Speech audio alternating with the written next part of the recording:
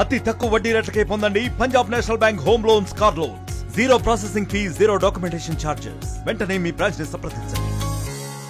ఛత్తీస్గఢ్ రాష్ట్రం బస్తర్ ప్రాంతానికి చెందిన యువ జర్నలిస్టు ముఖేష్ చంద్రకర్ హత్యోదంతంతో జర్నలిస్ట్ సంఘాలు ఆందోళన బాటపడుతున్నాయి, నిరసన వ్యక్తం చేస్తున్నాయి. దేశవ్యాప్తంగా ప్రస్తుతం ఈ అంశం హాట్ టాపిక్ గా మారిందని చెప్పుకోవాలి. ముఖేష్ చంద్రకర్ను హత్య చేసినటువంటి దుండగులకు మరణశిక్ష విధించాలంటూ దేశవ్యాప్తంగా జర్నలిస్టులు పెద్ద ఎత్తున డిమాండ్ చేస్తున్నారు. ఖమ్మం జిల్లా కేంద్రంలో కూడా జర్నలిస్టు సంఘాలు ఆందోళన బాటపడుతున్నాయి. టీజేఎఫ్ ప్రధానంగా ఈ అంశంపై పెద్ద ఎత్తున ఫోకస్ చేస్తూ వచ్చింది. ఖచ్చితంగా ముఖేష్ చంద్రకర్ హత్యకు కారకులు ఎవరైతే ఉన్నారో వారిని కఠినంగా శిక్షించాలని కూడా డిమాండ్ చేస్తున్నారు. సరే, ఎట్లా చూస్తారు? ఎందుకంటే ఒక ముఖేష్ చంద్రకర్ కాదు, గతంలో గౌరీ లంకేష్ హత్యోదంతం కూడా చూసాం. అత్యంత పాశవికంగా దారుణంగా జర్నలిస్టులను హత్య చేయడం పట్ల జర్నలిస్ట్ సంఘాలు గతంలో కూడా ఆగ్రహం వ్యక్తం చేశాయి. కానీ ఎటువంటి మార్పు మాత్రం సమాజంలో రావట్లేదు. అవినీతిని వెలికి తీసినప్పుడల్లా జర్నలిస్టులను అత్యంత పాశవికంగా దాడులు చేయడం, హత్యకు గురి చేయడం వంటి ఘటనలు పదే పదే పునరుద్ధంగా ఎట్లా మీరేం చెప్తారు? ఛత్తీస్గఢ్ రాష్ట్రంలోని బస్తర్లో వాస్తవాలను వెలికితీసి అక్కడ అవినీతి అక్రమాలను బయటపెట్టినందుకు ముఖేష్ జవదేకర్ అనే జర్నలిస్ట్ మీద దాడి చేసి అతన్ని హత్య చేయడం జరిగింది. ఒక ముఖేషే కాదు, దేశవ్యాప్తంగా ఇవాళ జర్నలిస్టుల మీద దాడులు జరుగుతున్నాయి. ఈ దాడుల వెనకాల పెద్ద కుట్ర ఉంది. పాలక వర్గాలు చేసే దోపిడీని, అరాచకాలను, అకృత్యాలను, రాజ్యహింసను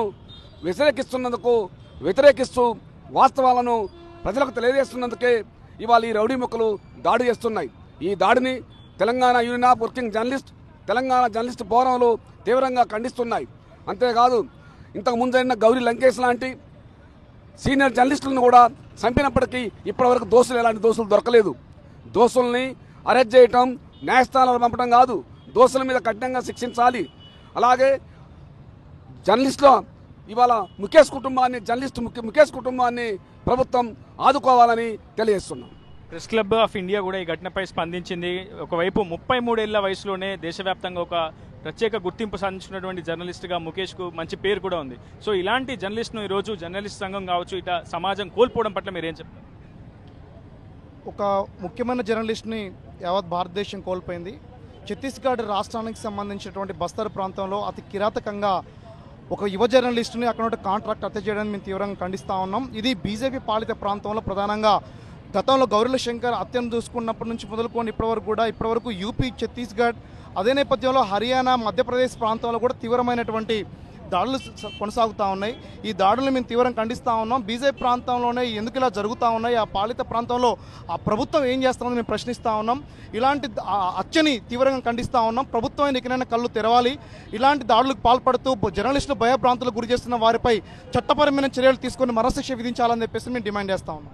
మీరేం చెప్తారు? దారుణంగా అత్యంత పాశవికంగా ఈ హత్య ఉదంతం కూడా జరిగింది. దాదాపు తల భాగంలో కావచ్చు, అటు శరీరంలో ఉన్నటువంటి అనేక భాగాలను కూడా చీల్చి బయటపడేసినటువంటి సందర్భం కనిపించింది. ఒక జర్నలిస్ట్గా మీరేం చెప్తారు?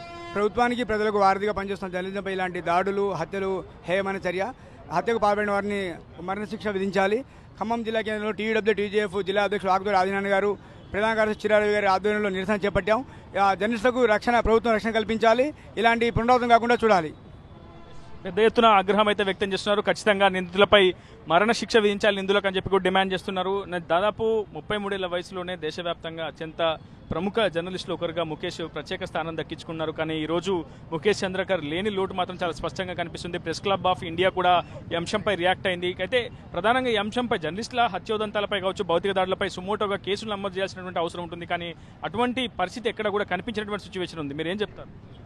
దేశవ్యాప్తంగా నేడు జర్నలిస్టుల పైన దాడులు కానివ్వండి, హత్యలు కానివ్వండి వ్యతిరేకపోతూ ఉన్నాయి. సమాజానికి నలుగు స్తంభంగా ఉన్నటువంటి జర్నలిస్టుల పట్ల ఇటువంటి ఘాతకాలకు పడబట్టడం చాలా ఖండించదగినటువంటి విషయం.